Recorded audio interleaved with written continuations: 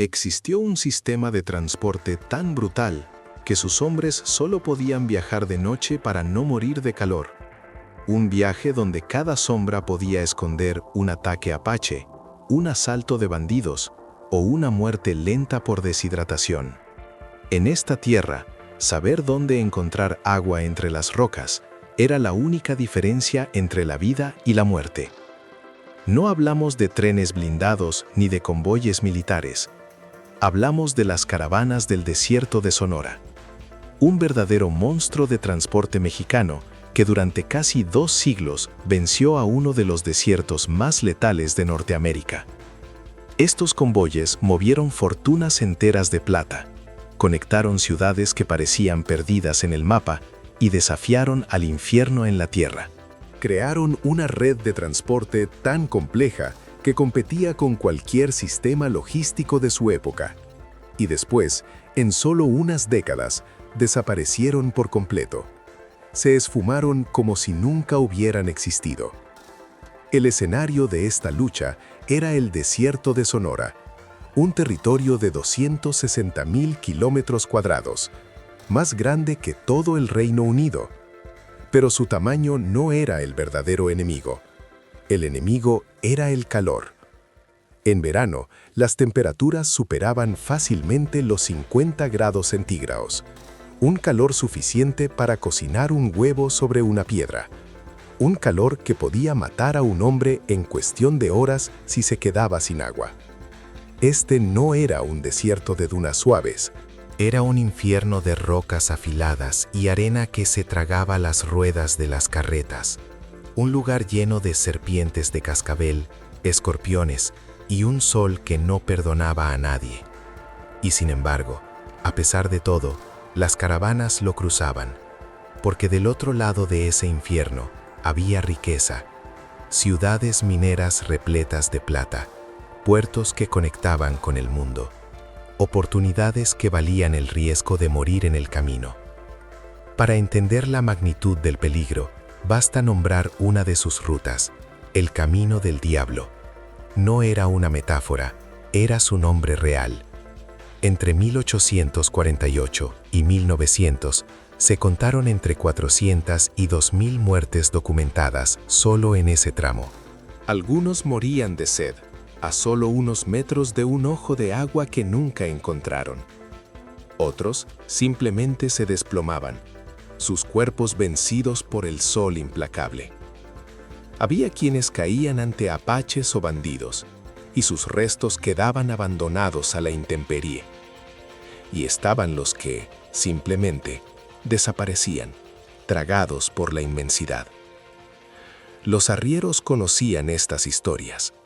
Habían visto los esqueletos y las carretas vacías, y aún así seguían adelante. El comercio no podía detenerse. Para sobrevivir se necesitaba algo más que valor. Se necesitaban las herramientas correctas. Y la primera herramienta eran los animales. Aquí los caballos no servían. Eran rápidos, sí, pero inútiles para la carga pesada en el desierto. En su lugar se usaban bueyes. Su resistencia al calor era superior a la de cualquier otro animal de tiro. Un solo buey podía arrastrar entre 500 y 700 kilos de carga. Avanzaba lento, pero no se detenía. Y, para los terrenos más traicioneros, estaban las mulas, animales de una resistencia increíble, con un instinto de supervivencia casi sobrenatural. Los arrieros aprendieron una regla de oro. Si una mula se negaba a dar un paso más, había una buena razón. Confiaban más en el instinto de sus animales que en su propio juicio. Estas bestias no eran herramientas, eran compañeras de vida o muerte. Pero los animales no eran todo. Faltaba la máquina que transportaría la carga. Las carretas que cruzaban Sonora no se parecían en nada a las diligencias europeas o a los carros del oeste americano. Su diseño era brutalmente funcional.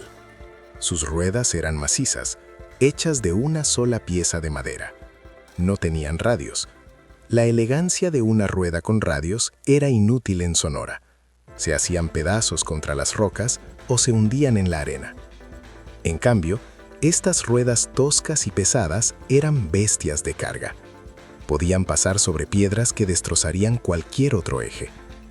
Estaban hechas de madera de mezquite, tan dura como el mismo desierto, y sus ejes no se engrasaban con cualquier cosa, sino con sebo animal. Era la única grasa que aguantaba el calor sin derretirse. Cada pieza de esa carreta, cada clavo, cada viga, estaba diseñada para una sola cosa: pura supervivencia. Pero ni la carreta más fuerte podía enfrentar el desierto en solitario. Una sola carreta era una tumba rodante. Si un eje se rompía, si el agua se acababa, si los apaches aparecían en el horizonte, el viaje terminaba ahí. Por eso, la verdadera unidad de transporte no era la carreta, sino la caravana. 10, 20, a veces hasta 50 carretas avanzando juntas. No era por compañía, era un seguro de vida. Viajar en grupo era protección. Un convoy de arrieros armados no era un blanco fácil. Si un fierro se rompía, había manos y herramientas para repararlo. La carga se repartía, el conocimiento se compartía. Ver una de esas caravanas debió ser un espectáculo increíble. Cientos de bueyes, decenas de hombres y una nube de polvo que se podía ver a kilómetros. Era un pueblo entero moviéndose a través del infierno. Quisieron enterrar esta historia bajo toneladas de concreto, pero nosotros la desenterramos. Si exiges la verdad, suscríbete a Secretos de los Descubrimientos Mexicanos. Pero había un enemigo que ni 50 carretas juntas podían vencer: el sol. Viajar al mediodía en el desierto de Sonora era un suicidio. Así que los arrieros hicieron lo único que podían hacer: le dieron la vuelta al día. La verdadera jornada empezaba cuando el mundo se oscurecía. Salían al atardecer, justo cuando el calor infernal comenzaba a ceder. Avanzaban toda la noche, bajo un cielo lleno de estrellas, y cuando el sol volvía a castigar la tierra, cerca de las 11 de la mañana, se detenían. Montaban toldos improvisados y descansaban durante las horas de fuego, hasta que el sol volvía a caer. Imagina esa procesión silenciosa. Docenas de carretas crujiendo en la oscuridad, guiadas solo por la luz de la luna y el mapa grabado en la memoria de los arrieros. El sonido de las ruedas de madera sobre la piedra, el resoplido de los bueyes, el crujir de las carretas cargadas. Durante el día, el silencio era absoluto. Los animales descansaban a la sombra de los carros. Los hombres se protegían del sol como podían, esperando que cayera la noche para continuar. Este ritmo invertido era agotador, pero era la única ley del desierto. Viajar de día era una sentencia de muerte. Los animales colapsaban por el calor. Los hombres sufrían insolación. El agua se consumía al doble de velocidad. Los arrieros aprendieron esto a la mala, con fracasos y muertes, hasta que el viaje nocturno se volvió una regla de hierro. Pero para cruzar el desierto se necesitaban los parajes. Eran los puntos exactos que marcaban la diferencia entre la vida y la muerte. Pequeños oasis, ojos de agua o tinajas naturales donde se acumulaba la lluvia. Eran los pilares de todo el sistema de caravanas. Este conocimiento era un secreto guardado con recelo, una geografía invisible que solo existía en la memoria.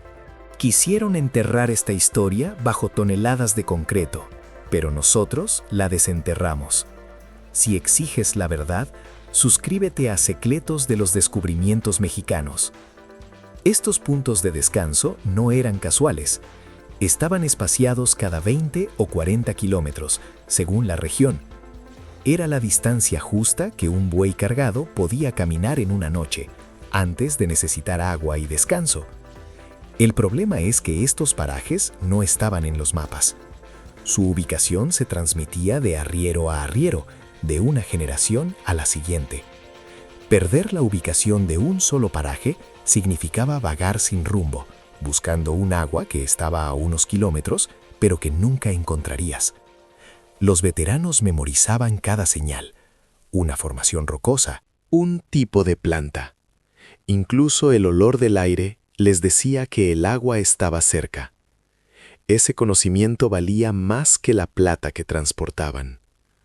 Pero confiar ciegamente en los parajes era un riesgo enorme. Una sequía podía secar un manantial. Un derrumbe podía bloquear el paso. Por eso, las caravanas llevaban su propia salvación a cuestas. Agua en barriles y en botas de cuero.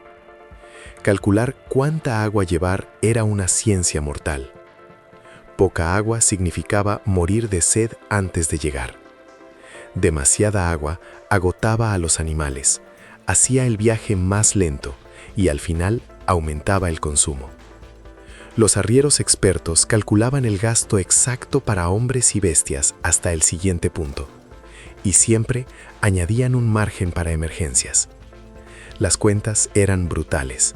Un solo buey podía beber hasta 50 litros de agua en un día de calor. Un hombre, en esas mismas condiciones, necesitaba al menos 6. Ahora, multiplica esa cifra por cada animal y cada hombre de la caravana, y luego por los días de viaje hasta el siguiente pozo. El agua no era un suministro más, era la carga más valiosa, mucho más que la plata que a veces llevaban. Sin agua no había viaje, no había plata, no había nada. Entonces, ¿por qué? ¿Qué podía justificar semejante infierno en la tierra? La respuesta era una sola palabra, brillante y pesada: plata. La minería de plata fue el motor que construyó y sostuvo todo este sistema. Pueblos como Álamos, que hoy vemos como un lugar tranquilo en Sonora, llegaron a ser la ciudad más rica de todo el noroeste mexicano en el siglo XVII, todo gracias a sus minas.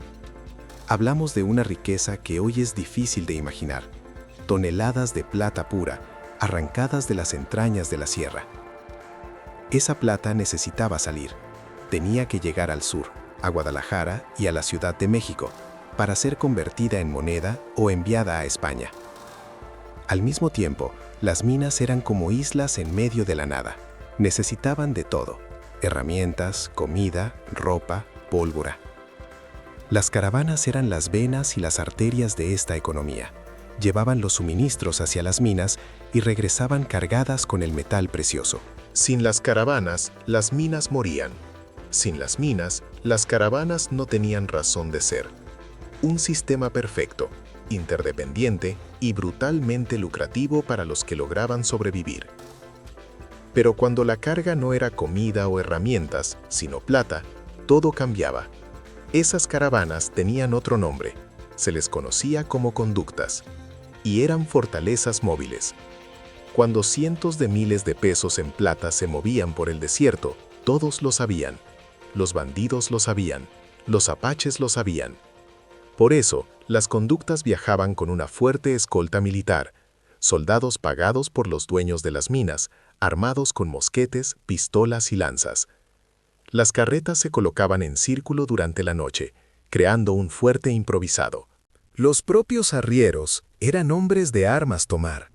Transportar plata por Sonora no era un trabajo de flete, era una operación militar. Y aún así, muchas fueron atacadas. El desierto de Sonora se tragó muchas de esas fortunas. Hoy son leyendas de tesoros enterrados, pero detrás del mito están los hechos. Historias de sangre y acero documentadas en archivos que pocos consultan. Toda esa plata, todo ese riesgo, tenía un punto de partida y un destino. Y ese punto era el puerto de Guaymas, la puerta que conectaba al desierto con el mundo entero. A esa costa sonorense llegaban los barcos desde Europa, cargados con todo lo que México no producía: herramientas de acero fino, armas, vinos, telas. Mercancía que desembarcaba en Guaymas y que las caravanas se encargarían de arrastrar hacia el interior, hasta las ciudades mineras de Sonora y Chihuahua. Las minas necesitaban ese equipo especializado. Los pueblos querían los lujos que solo el mar podía traer. Y en el viaje de vuelta, las carretas regresaban repletas de plata para ser exportada. Este circuito de importación y exportación creaba fortunas inmensas. Los comerciantes que controlaban las rutas entre Guaymas y las minas tenían un poder casi absoluto sobre la región. Pero ese puente entre el mundo y el desierto no estaba hecho de piedra. Estaba hecho de hombres, y no cualquiera podía ser arriero en esas caravanas. Ser arriero no era un oficio, era un linaje. Un conocimiento que pasaba de padres a hijos, forjado a través de generaciones de supervivencia. Un arriero de verdad leía el desierto como otros leen un libro. Sabía dónde estaba cada aguada, cada paraje seguro. Leía las nubes para anticipar una tormenta de arena. Escuchaba la respiración de un buey para saber si aguantaría la jornada. Tenía que ser mecánico, saber reparar una carreta rota con lo que tuviera a la mano, en medio de la nada. De noche, cuando el desierto se volvía un mar de oscuridad, navegaba usando las estrellas. Y por supuesto, sabía defenderse. Sabía disparar y pelear, porque cada viaje era una batalla potencial. Los mejores arrieros eran leyendas vivientes. Hombres que habían cruzado el desierto cientos de veces y seguían ahí para contarlo. Sus nombres eran respetados, a veces temidos, en cada pueblo minero. Ese conocimiento no se enseñaba en ninguna escuela. Se aprendía en la ruta, acompañando a los veteranos, sobreviviendo un viaje tras otro, hasta que el desierto dejaba de ser un enemigo para convertirse en un territorio conocido. Pero de todo su saber, había un secreto que valía más que cualquier mapa: la ubicación de las tinajas, esos depósitos naturales de agua de lluvia, escondidos en las rocas. Encontrar una tinaja en el momento justo era literalmente la diferencia entre la vida y la muerte. Una de estas tinajas podía estar oculta por la vegetación, invisible para un viajero que pasara a solo unos metros, pero los arrieros veteranos las conocían. Llevaban en la memoria decenas de estos puntos de emergencia. Si un paraje principal estaba seco, sabían dónde encontrar una fuente alternativa. Si una tormenta los desviaba, sabían hacia dónde caminar para sobrevivir. Ese conocimiento se guardaba con un celo absoluto. Era tu seguro de vida, tu reputación y tu responsabilidad. Un arriero que olvidaba la ubicación de una tinaja crucial podía condenar a toda su caravana a una muerte lenta y terrible. Por eso, los arrieros viejos eran tesoros vivientes. Cada uno era una biblioteca andante, un mapa de carne y hueso que no existía en ningún otro lugar. Cuando uno de ellos moría sin pasar su saber, una parte del desierto moría con él. Se perdía para siempre. Era una vida brutal, pagada con unas cuantas monedas al día. Los más respetados, si tenían suerte, cobraban un porcentaje de la carga entregada. Eran semanas enteras viajando de noche, para evitar el sol que rajaba las piedras. Dormían de día, en condiciones miserables, respirando polvo sin descanso. La comida era seca, lo que se pudiera llevar. Las manos cubiertas de callos y heridas por las riendas y la reparación de los fierros. Y alrededor, siempre, el peligro. La deshidratación, la insolación, una mordedura de serpiente. La mortalidad era altísima. Los que llegaban a viejos llevaban las cicatrices del desierto en el cuerpo y en la memoria. A pesar de todo, había quienes elegían esta vida, algunos por necesidad, otros por herencia familiar, y unos pocos porque amaban la libertad cruda y el desafío de ese territorio. Y a toda esa dureza se sumaba la guerra. Entre 1849 y 1886, las guerras apaches convirtieron cada viaje en una misión de alto riesgo. Los apaches eran guerreros formidables, nacidos de ese mismo desierto. Conocían cada cañón, cada paso, cada escondite. Podían surgir de la nada, atacar con una velocidad y una precisión demoledoras, y desaparecer antes de que nadie pudiera reaccionar. Para ellos, las caravanas eran una fuente de recursos vitales, animales, mercancías y, sobre todo, armas. Sus ataques eran brutales y directos, buscaban los pasos estrechos, los cañones donde las carretas quedaban atrapadas, sin espacio para maniobrar.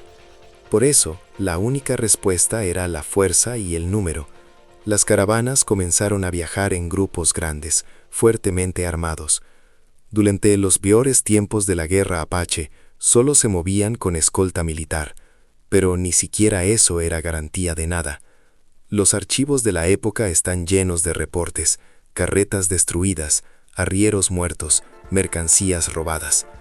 La pregunta en la mente de cada hombre no era si serían atacados, sino cuándo, y si lograrían contarlo. Y si los apaches no te encontraban, los bandidos podían hacerlo. El aislamiento extremo del desierto era el mejor aliado de quienes vivían fuera de la ley. Había cientos de kilómetros donde no existía ninguna autoridad efectiva. Una banda podía montar su campamento en un cañón remoto y operar durante meses, incluso años, atacando a los viajeros. Estos bandidos preferían objetivos más fáciles. Sabían que las conductas de plata llevaban escoltas militares demasiado fuertes para ellos. Así que se concentraban en comerciantes con pocas carretas o en los rezagados que se habían separado del grupo principal. Algunos eran simples criminales, otros desertores del ejército. Y muchos eran indígenas despojados de sus tierras, que veían en el bandolerismo una forma de supervivencia y venganza. Las caravanas importantes, sobre todo las que transportaban plata, no tenían alternativa. Debían pagar por escoltas de soldados que viajaban con ellos durante todo el trayecto. El costo del transporte se disparaba, pero enviar plata sin protección era simplemente regalarla. Pero en medio de este infierno de polvo y sangre, existían oasis de civilización.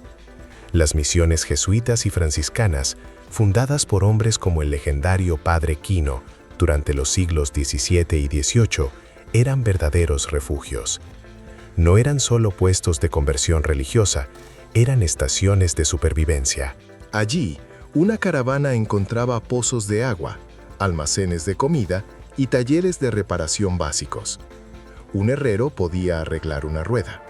Un misionero curaba a los heridos. Y bajo un techo, los hombres podían descansar lejos del sol implacable. Las misiones funcionaban también como centros de información. Un aviso a tiempo sobre bandidos en el camino era la diferencia entre la vida y la muerte. Esta información era la diferencia entre seguir adelante o esperar. La relación entre las caravanas y las misiones era de mutua supervivencia. Las caravanas llevaban los suministros que mantenían vivas a las misiones, y las misiones ofrecían los servicios que mantenían vivas a las caravanas. Pero para defender estas venas comerciales en medio del desierto, hacía falta algo más que fe y refugio. Hacían falta armas. Se levantaron los presidios, fuertes militares construidos en puntos estratégicos para proteger las rutas de los ataques apaches. Presidios como el de Fronteras, Tucson y Altar eran la línea de defensa. Adentro, una guarnición de soldados de caballería, los famosos soldados de cuera, llamados así por las gruesas chaquetas de cuero que usaban como armadura. Su trabajo era claro. Ofrecían un refugio seguro donde las caravanas podían descansar sin temor a un ataque nocturno. Para los tramos más peligrosos del camino, ofrecían escoltas militares. Y desde sus muros organizaban expediciones de castigo contra las bandas que se atrevían a atacar. La sola presencia de un presidio a un día de viaje cambiaba todo el cálculo del riesgo. El comandante del fuerte era la principal fuente de inteligencia. Sabía dónde había habido ataques recientes y qué territorios estaban calientes. Su palabra era la diferencia entre la vida y la muerte. Aunque nunca fueron suficientes para controlar el desierto, su existencia hizo posible el comercio. Y entonces, en la década de 1880, un monstruo de acero llegó a Sonora, el Ferrocarril Sud-Pacífico de México. Con él llegó el fin de una era. Piénsalo, un viaje en caravana desde Guaymas hasta las minas del interior podía tomar semanas. Semanas de riesgo constante, de sol, de sed y de miedo. El ferrocarril hacía el mismo viaje en cuestión de horas. El impacto fue devastador e inmediato. De repente, transportar mercancías en tren era infinitamente más rápido, más barato y más seguro. Ya no había que pagar a arrieros especializados. Ya no había que mantener manadas de cientos de bueyes y mulas. El sistema que había sobrevivido a todo fue borrado del mapa. Pero espera un momento. Si esto era tan perfecto, ¿qué fue lo que finalmente lo destruyó? Quédate hasta el final porque la respuesta te va a sorprender. Para la década de 1880, el fantasma de los apaches se había desvanecido. Las guerras terminaron con la rendición de Jerónimo. El desierto, por primera vez en siglos, parecía un lugar seguro. Una carga que antes necesitaba docenas de carretas, animales y hombres, ahora viajaba en unos cuantos vagones de tren, operados por un puñado de ferrocarrileros. La economía de los fierros era irrefutable. Las grandes compañías mineras y los comerciantes adoptaron el ferrocarril sin pensarlo. ¿Por qué arriesgar una fortuna en plata durante un viaje de 3 semanas si el tren la entregaba segura en un solo día? Los viejos caravaneros intentaron competir. Desesperados, bajaron sus precios. Ofrecieron sus servicios a ranchos y minas donde las vías no llegaban. Se especializaron en cargas que el tren no podía o no quería manejar. Pero era una batalla perdida desde el inicio. El ferrocarril no era solo una máquina, era el futuro. Y el futuro no tenía lugar para carretas de bueyes cruzando el desierto bajo las estrellas. Y entonces, el fin.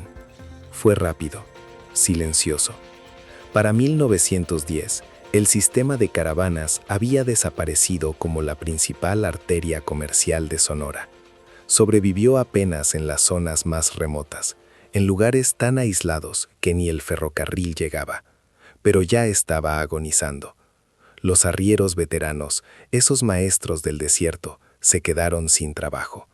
Hombres que por décadas habían leído el sol y la tierra, se vieron de pronto inútiles. Algunos encontraron chamba en los ranchos, otros se convirtieron en guías ocasionales. Muchos simplemente desaparecieron de los registros. Su conocimiento, un tesoro invaluable, murió con ellos. Los bueyes y las mulas, la fuerza que movió a Sonora por generaciones, fueron vendidos o sacrificados. Las carretas se dejaron pudrir en el desierto. Sus maderas, curadas por el sol y el trabajo, fueron desmanteladas para hacer cercas o leña. Los parajes, esos puntos de agua que eran la diferencia entre la vida y la muerte, perdieron toda su importancia. Algunos fueron olvidados por completo. En menos de 30 años, un sistema que funcionó por casi 2 siglos se evaporó como el agua en la arena. Y lo más triste es que casi no queda nada. No hay museos dedicados a las caravanas del desierto. No hay monumentos a los arrieros que cayeron en el camino. Todo ese mundo extraordinario vive solo en documentos polvorientos y en la memoria cada vez más débil de sus descendientes. Pero espera un momento. Si esto era tan perfecto, ¿qué fue lo que finalmente lo destruyó? Quédate hasta el final porque la respuesta te va a sorprender. La respuesta es tan simple como brutal. El progreso, encarnado en 2 rieles de acero que partieron el desierto en 2. El ferrocarril. El tren era objetivamente más rápido y eficiente. Nadie puede negarlo. Pero con cada durmiente que se clavaba en la tierra, se enterraba algo más que madera y acero. Se enterraba un mundo. Se perdió una forma de entender el desierto que ningún GPS podrá jamás igualar. Se borraron generaciones de sabiduría sobre cómo encontrar agua donde no la hay. sobre cómo navegar guiándose por las estrellas, sobre cómo mantener vivos a los animales en un infierno de 40 grados. Los últimos arrieros murieron en silencio. Se llevaron a la tumba la ubicación de tinajas secretas que nunca aparecieron en un mapa. Se llevaron rutas que solo existían en su memoria. Con ellos se extinguió una profesión entera, con sus códigos, sus historias y su cultura. Hoy cruzamos ese mismo desierto en un coche con aire acondicionado. Seguimos una línea de asfalto sin pensar, pero es casi imposible imaginar lo que significaba enfrentar esa inmensidad en una carreta tirada por bueyes. Viajando de noche, bajo un manto de estrellas, sin más certeza que la experiencia del hombre que iba al frente, sin saber si en el siguiente paraje encontrarían agua o la muerte. Aquellas caravanas vencieron al calor, a la sed, a los apaches y a los bandidos. Dominaron uno de los entornos más hostiles del planeta durante casi 2 siglos, y después simplemente se desvanecieron. Desaparecieron tan por completo que la mayoría de nosotros ni siquiera sabíamos que habían existido. La historia oficial es una mentira. La verdadera historia la contamos aquí. Únete a Secretos de los Descubrimientos Mexicanos y suscríbete para que la memoria no se oxide.